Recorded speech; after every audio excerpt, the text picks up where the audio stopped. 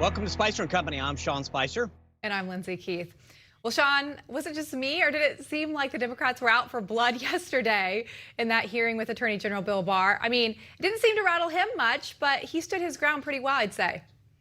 Yeah, I mean, tensions flared between the Attorney General and House Democrats during that testimony between him and the House Judiciary Committee. The contentious hearing covered a range of topics, including the federal response to protests in major American cities. It was pretty unbelievable. Barr was bombarded with questions for several hours, and exchanges from Democrats were filled with partisan jabs. But Barr came prepared. Take a listen to this. Mr. Barr, I just asked for a yes or no, so let me just tell you, I'm starting to lose my temper. So it was absolutely necessary the park be cleared for his No, that had nothing to do with that. The plan to move Mr. plan to move General, the it was perimeter necessary that the park be cleared, and it was done. And you said, get it done. If you want the Attorney General to come, at least let him answer the questions and the accusations made against him. The gentleman's rudeness is not recognized. Rudeness? Rudeness is a... Joining us now is one of the members of Congress that was in that room, Georgia Republican Congressman and member of the House Judiciary Committee, Doug Collins. Congressman, welcome back to the show. Always good to be with you, Sean. You know, Lindsay said that they were out for blood. I think a mosquito could have gotten more blood than they got. Bill Barr came prepared, and he smacked them down. Oh, he played them well, and the thing about it is, though, is they weren't out for blood. They were out for a soundbite. They were out for a political hit on the Attorney General because they wanted to get the Attorney General so they could get at the president. Make no mistake, for 18 months, 19 months, you've been dying to get Bill Barr here, and this is what you do with it. You answer questions. You say, I'm losing my temper. Ooh, these are the kind of things where you get other members say, you're not asking questions to get an answer. You're asking questions to hear yourself. This was nothing but a political soundbite. It could have been done at the DNC just as easy, and Bill Barr never had to show up.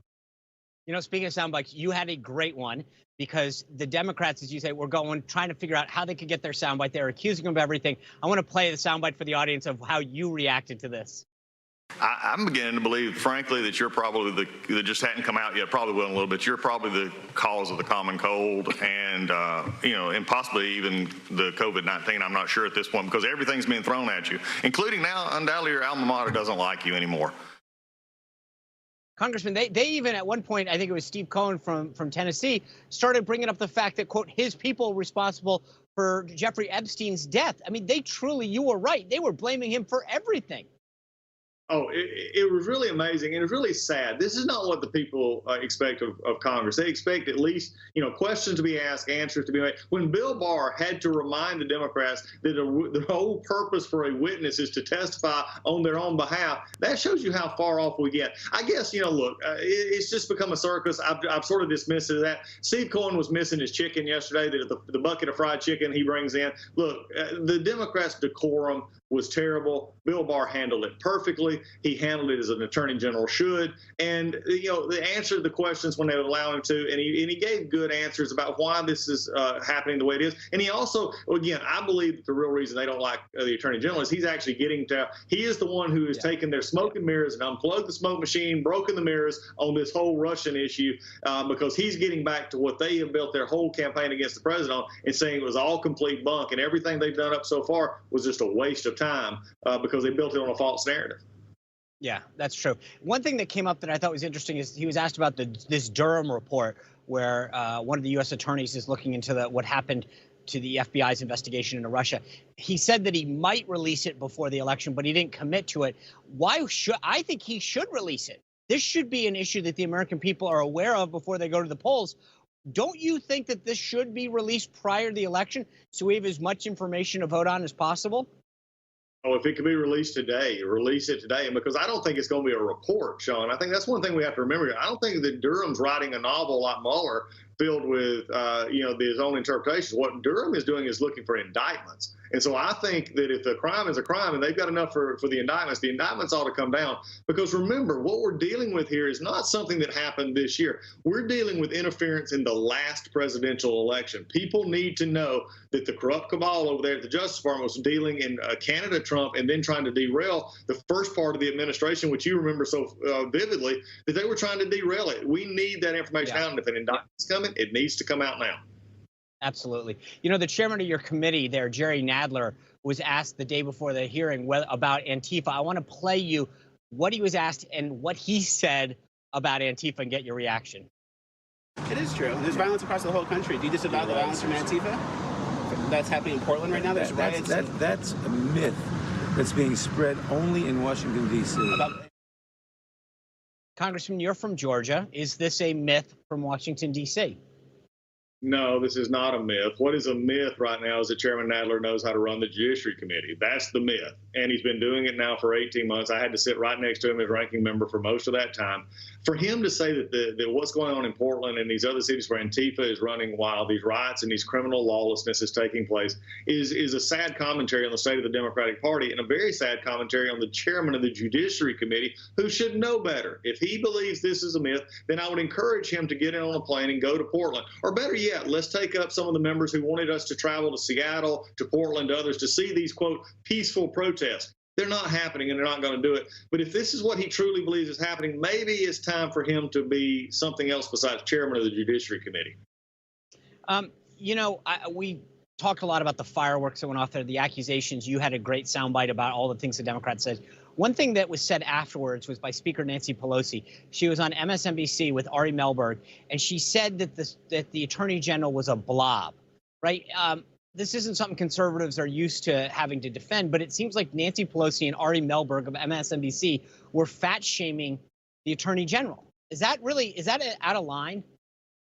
Let me ask you this, Sean. Is it out of line for the Speaker of the House to call the federal officers stormtroopers? Yes. And do like that. I mean, when you're invoking imagery from the military wing of the Nazi Party, when you're doing so in a way and nobody's rising up saying, why did she do this? Nobody's calling that into question. It just shows you how in the pocket the mainstream media is to the Democratic Party and Nancy Pelosi. She can say whatever she wants to say, even as inflammatory as something like that. And that's what you get from her. And then she wants to go after the physical appearance of the Attorney General. Speaker Pelosi, again, there's so much that needs to be changed, and the Speaker should be one of those that needs to be changed. But this is just unbelievable that you could talk about something like that and connotate those kind of images against the men and women who serve our country in the federal service. That's shameful. Yeah, no, 100% agree with you on this. I think the question you ask is spot on. What would it take for the media to be outraged by something that Nancy Pelosi said? Let me switch topics for a second. The top CEOs of big tech are up on the Hill. You've been shadow banned. You've been everything that's been bad about conservatives taken on against big tech. But you were one of the leaders that called for this hearing in the first place. You're on the committee. You're no longer a ranking member, so you're not ex officio. But I know you wanted to be part of this hearing. What did the Democrats say when you asked to be part of this hearing? Because you were there at the beginning leading this effort. Exactly. We were the ones that actually started this with Cicilline and the chairman and others. And they just didn't want us there because, number one, they don't like me. They don't like my questions. They know that I get to the heart of the issues. And they also don't like the fact that I actually want to see something done. I think using antitrust against the Facebooks and Google and Apple and Amazon and even Twitter as well is something we need to do. And the reason you do it, Sean, is you use antitrust because of their competitive marketplace advantage, especially in the social media sites. Then it allows you to get at Section 230, which allows them to do exactly what you just said: shadow ban, censor the president, censor me. Took me offline for 36 hours a week and a half ago. We get to Section 230 and we start rolling that back, then you'll see them become more and more in control of what they have. They are a media company. They cannot say they do not promote content, that they make content, because they decide what goes up and what goes down arbitrarily on their sites. Media sites such as yours and papers and other things in this country can't do that. Section 230 gives them an unfair advantage, and it allows them to push political agendas onto the American people. We needed you in that hearing because you're going to get something done on this. For too long, we've complained, we've talked about it. We need to get things done.